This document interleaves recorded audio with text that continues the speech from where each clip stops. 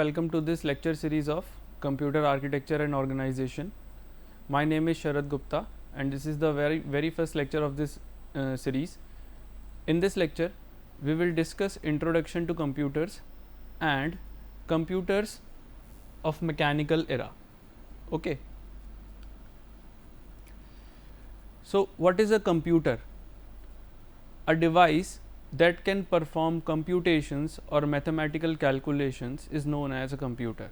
In a layman language, it is a definition of a computer, that a device that perform mathematical computations or calculations. Okay. We are very familiar with computers. We in almost in our daily life we see computers all around us. So there are some computers with which we are familiar and there are certain computers with which we are not very familiar. Okay.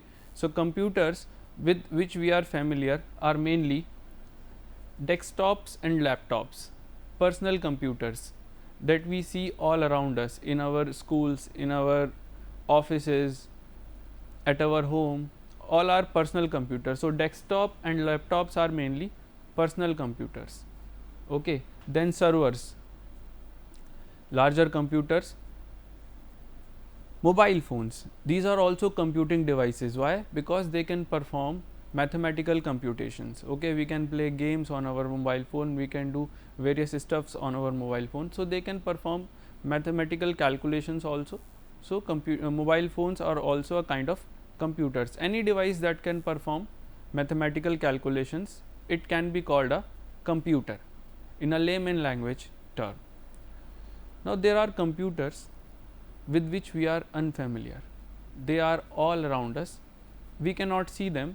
They are hidden in the environment. Okay. So, they are far more common than these desktops and laptops, and they are very pervasive. They are hidden in their environment. For example, such systems or such computers are called embedded systems. Embedded systems. They are designed to perform a specific task. They are not general purpose. Fine. For example, washing machine, refrigerators, printers, automobiles, camera, there are computers all around us. Fine. Microwave, there are our smartwatch, there can be multiple examples. So, we all are surrounded by such computers, but we do not notice them. They are also computers and they also perform certain mathematical calculations. But in our course, we will keep our focus at general purpose computers. The computers that we have discussed, they are mainly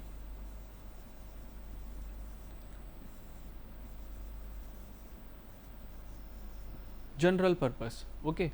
Or the computers that are available at our home or in our offices, they are mainly general purpose. We can install programs on these computers according to our requirement and we can use these computers for different purposes. For example, in schools, computers are used for learning purposes. In departmental stores, they are used for billing. Okay. At servers, they are used for keeping data records. At offices, they are used for making slides or maybe for making reports. So, computers are mainly, we will keep our focus to general purpose computers. Okay.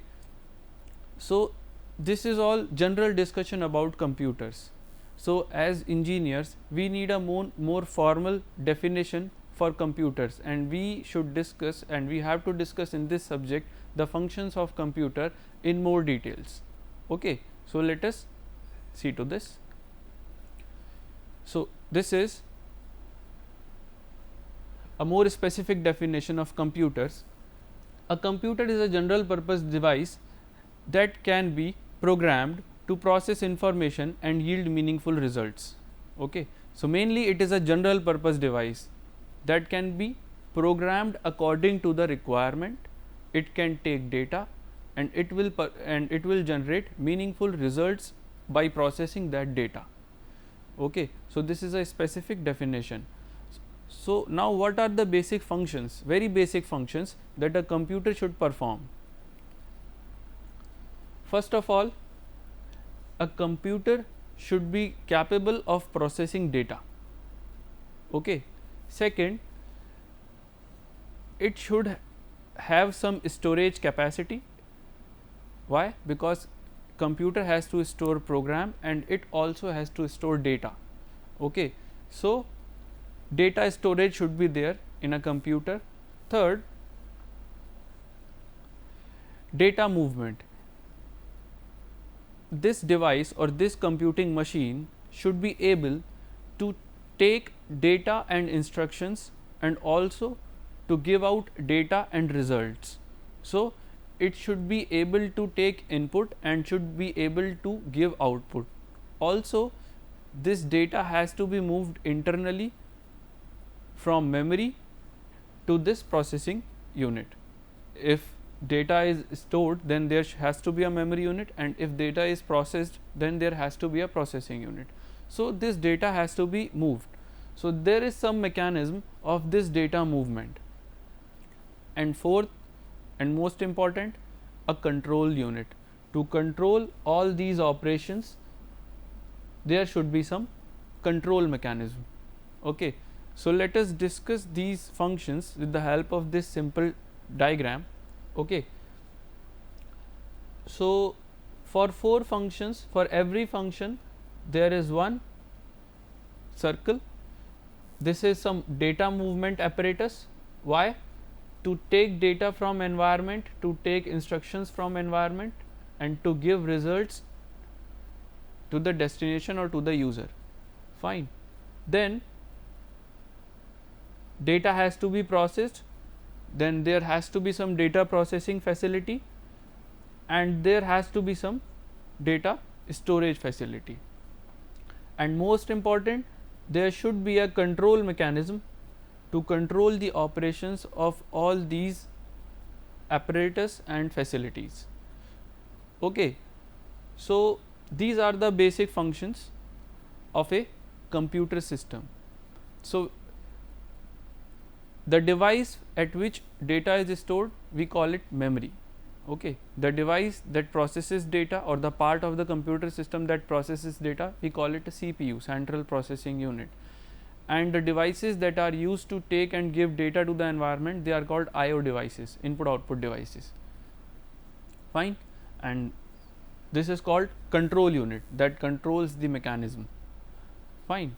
So, let us discuss what are the possible operations that a computer can perform or should perform. So, possible computer operations.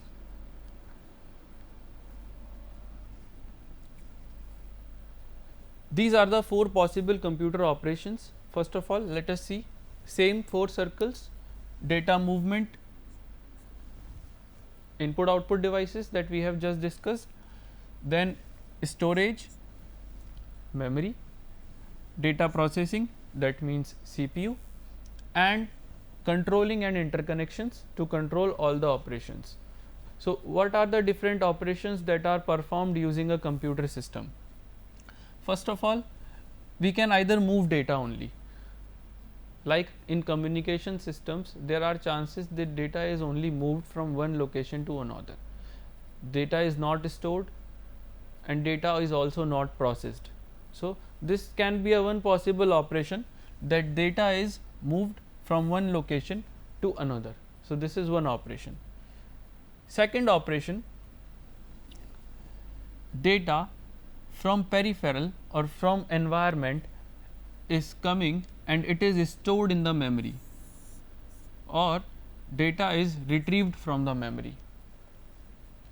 For example, if we are using internet, let me give you a current example. We use internet using our personal computers or laptops. So, what we do, sometimes we download songs, sometimes we download movies, and sometimes we upload things like Facebook, we upload our pictures on Facebook. Okay. So, in this downloading and uploading there is no processing or very little processing. So, what is going on? From peripheral, from some movement device, data is being stored in memory.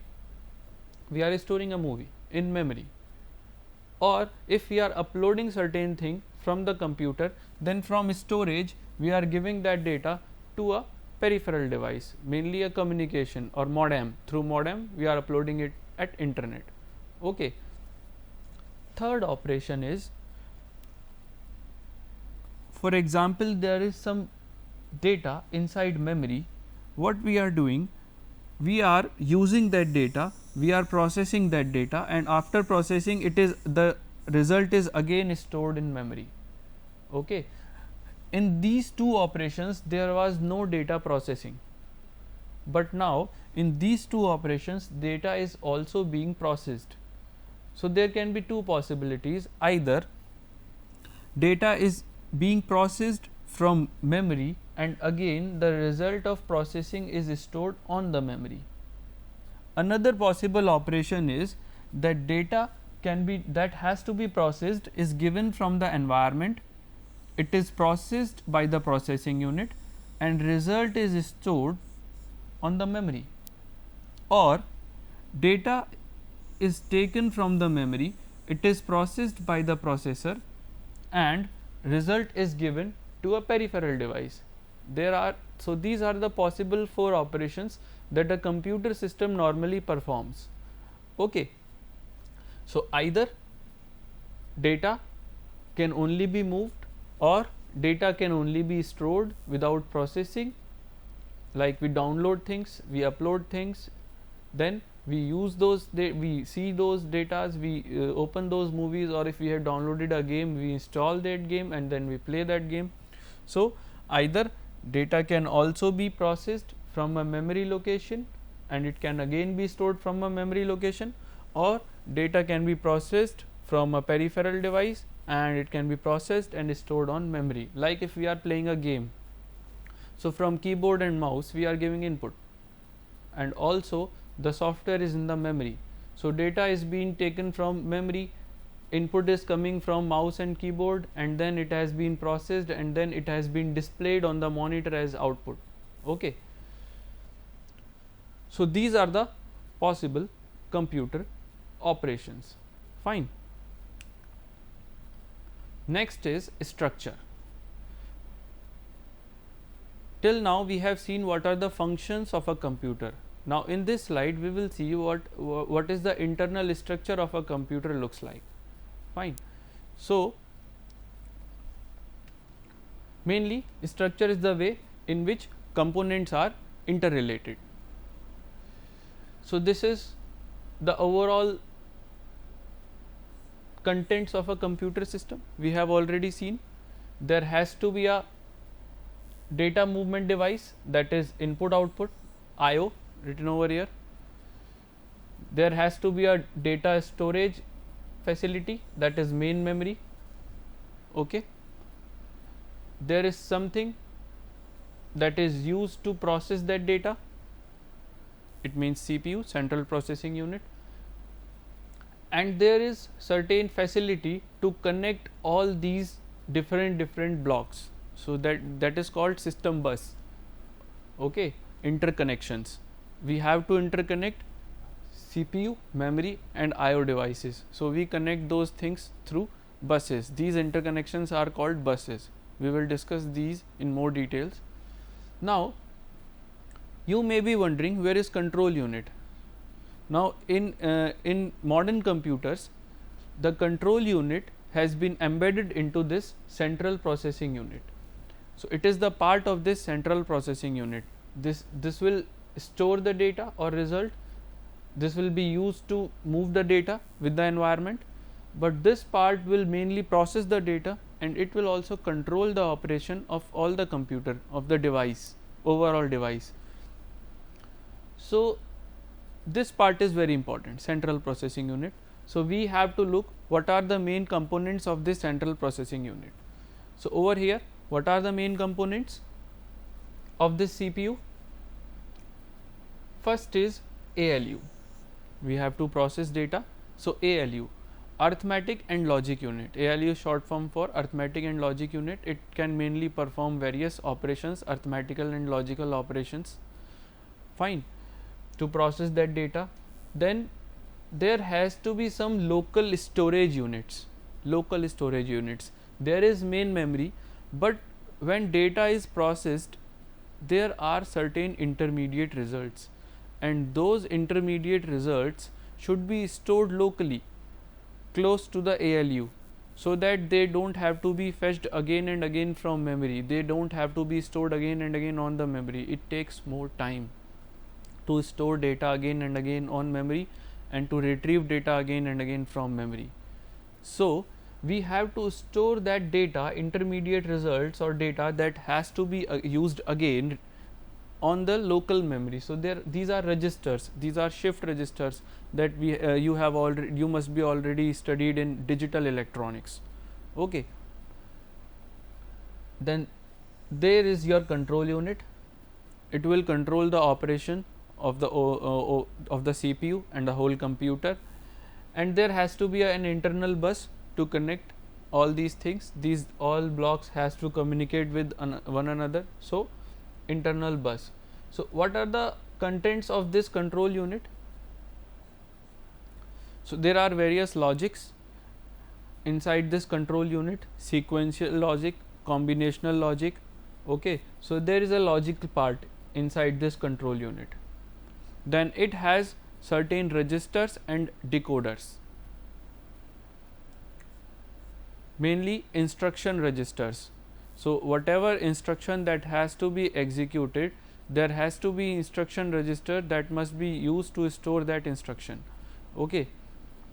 So there are instruction registers and also decoders. So whatever commands or whatever instructions that are contained inside the program, all the commands and instructions has to be decoded. So it is the operation of this part to decode those instructions. So it is the part of this control unit, and it has its local memory, control memory. Okay. So this is the overall structure of a computer system. In this subject, computer architecture and organization, we will discuss every part in details. Mainly in first to fourth unit, we will discuss how to represent a system, how to design a system, and then different kind of CPUs, different kind of control units, different kind of arithmetic operations we will discuss in this subject. And finally, in last unit, we will discuss how CPU is interconnected or related, how a complete system is designed through input output devices, memory and CPU. So in last section, mainly we will discuss input output devices and main memory. Rest in 4 sections we will discuss this CPU part and the operations that are going on inside this CPU. Okay. So now we have to discuss evolution of computer, how computers evolved, how they came into picture, how were they invented. So the computers that we see today are completely different from the very first computer that was invented in 19th century by Charles Babbage. We will discuss those things, but first we will discuss evolution of computers. So initially mechanical computers were mechanical in nature. Mechanical computers were invented. Okay. So there were 2 popular mechanical computers. One was called the difference engine and another was called the analytical engine. Okay. We will discuss these 2 computers in this lecture. Then after that, electronic computers came into picture in the mid of 20th century. So again, with under electronic computers there are various generations. So in first generation vacuum tubes were used, in second generation transistors were used, in third generation ICs were invented, so ICs were used, and then there are few later generations also. ICs are used in later generations too, but we will discuss them also. Okay. So mechanical computers. So first computer was the difference engine, and it was designed by Charles Babbage in 19th century. So in 17th and 18th and 19th century, there were machines available that were used to carry out calculations, but small calculations. So they were called calculators. Those machines were called calculators. Okay, mechanical calculators were already there, but Charles Babbage thought that we must make a device, a machine that has even more computation power. Okay, so he designed the difference engine. Fine. Actually, there were various complicated mathematical calculations, and it was very difficult for human beings to carry out those mathematical calculations without error. Like astronomical tables for sailors, it was very important to write those astronomical tables for sailors, and it took a lot of time to design those tables by human beings, and there were a lot of errors. So he suggested that we must design a machine, a device that can perform these calculations for human beings. Okay, because when humans do calculations, then they are prone to make mistakes. They can make mistakes while doing calculations. So there was thought of designing a machine, of making a machine from 17th 18th century, that we must make a machine that can do calculations for us in foreign countries. In India, obviously, we had Vedic maths. Using that Vedic maths, we were able to carry out complicated calculations very quickly and without making error. But in foreign countries, they were not having any Vedic maths. So they were facing problems in solving complicated equations and complicated problems. And there was lot of research going on in 16th century, 17th century. Almost most of the important inventions were done in 16th, 17th, 18th and 19th century. So there was lot of research going on, there was various calculations, and they wanted to make a machine to carry out calculations for them without making any errors. In India, we had Vedic maths like Shakuntala Devi. We call her human computer. So what is a computer? She can carry out mathematical calculations very quickly and without making any errors. So that is why we call her human computer. Fine. But in foreign countries, they did not have Vedic maths, so they were doing research for making those machines. So for making astronomical tables, Charles Babbage suggested a design in 19th century. He was also a founding member of Royal Astronomical Society. So to the president of this society, he presented this idea to make those tables, and ultimately his project was funded. Okay.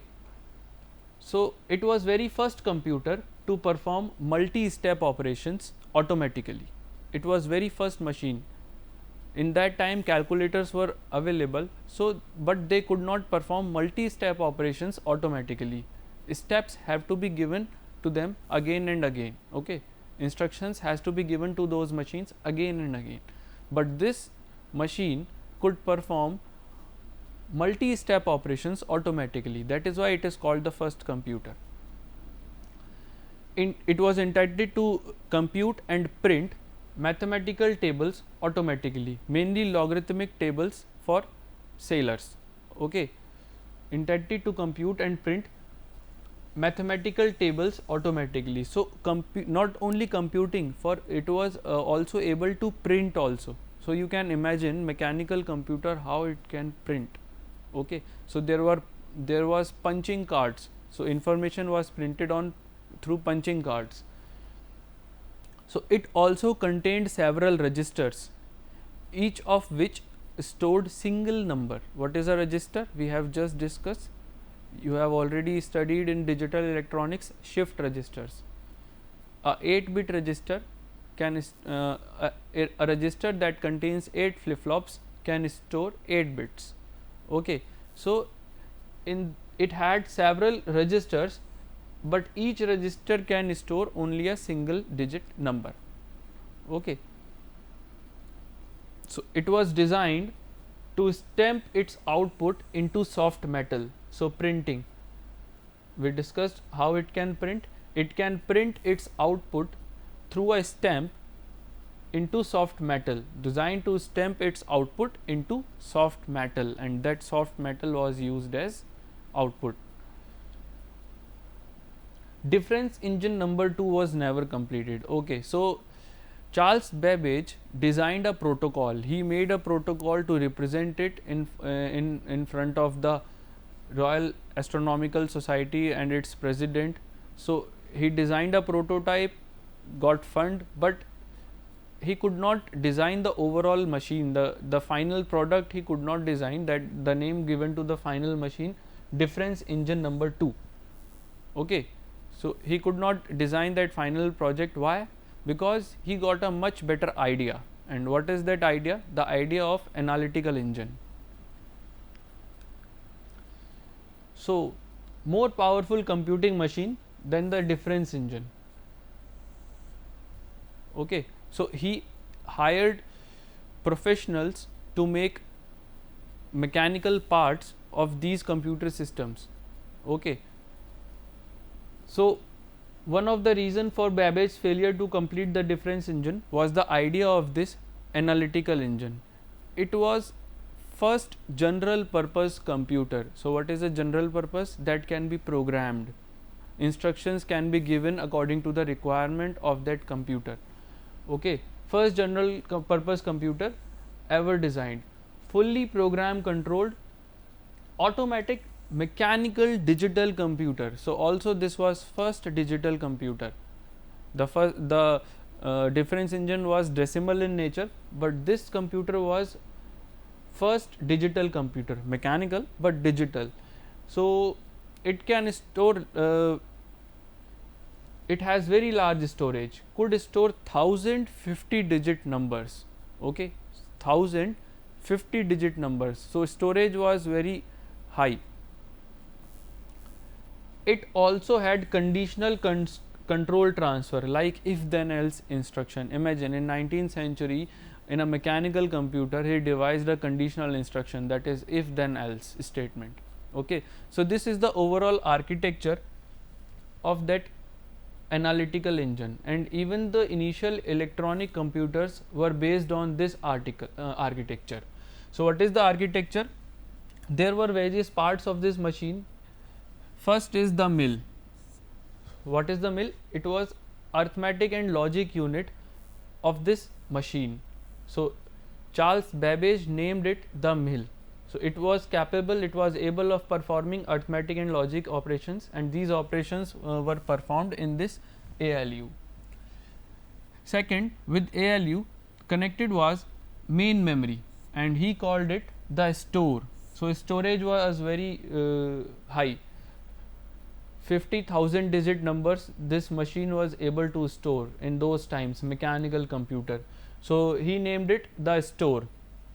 Then there is input output equipment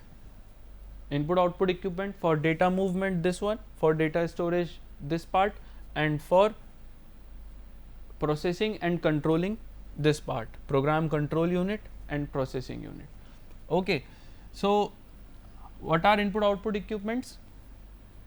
Printer and card punch. So information or output was printed on printer. Then there was a control unit, that from that control unit instructions can be given through operation cards and variable cards. Okay, so even earlier electronic computers were based on this architecture. Okay, so these are the references. Thank you.